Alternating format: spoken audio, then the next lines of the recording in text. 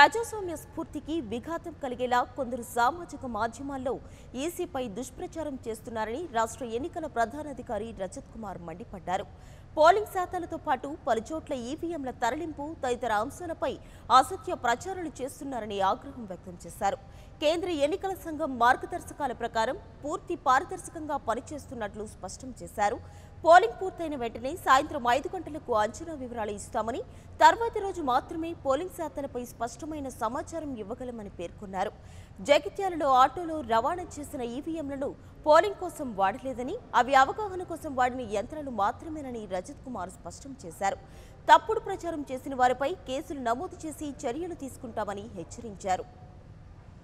Guidelines ప్రకారం ఎక్కడైనా 25% proof of verification epic are photo voter slip ఉండకపోతే, ఈసారి photo voter slip was not a proof of identity, 25% దాటితే the observer has to verify and sign.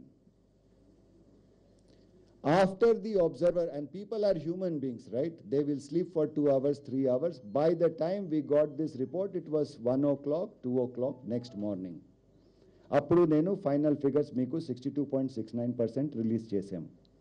During this period, 3-4 levels of recordings, checkings have gone on.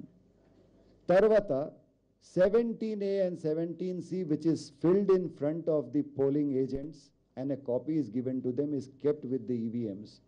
Din tarvata daily, if you are writing about figures and all that, you need to check your facts before you publish. So I will take questions about the procedures. Itla broad basic ga ide undi. Meer chala sari adugtunnaru figure etla marutunnadi. 5 o'clock is an estimate. First time నేను press conference చేశాను, అప్పుడు కూడా చెప్పాను నేను next మార్నింగే మీకు final figures ఇవ్వగలను. ECI also permits us to report final figures అప్పుడు. So we have done our job according to our best of our abilities and all laws have been followed. Second thing is social మీడియాలో నేను చూస్తున్నాను కొన్ని EVMs గురించి fake news circulate అవుతున్నాయి. We're booking the police case against such fake news providers. ఈసారి provision ఉంది. మేము social media హ్యాండిల్స్తో వర్క్ చేసి వాళ్ళ మీద ఎఫ్ఐఆర్ బుక్ చేసాము. ఆల్రెడీ డిఓస్ రిపోర్ట్ చేశారు, బుక్ అయింది. పొలిటికల్ మోటివ్స్తో ఒక స్టోరీ క్రియేట్ చేస్తారు.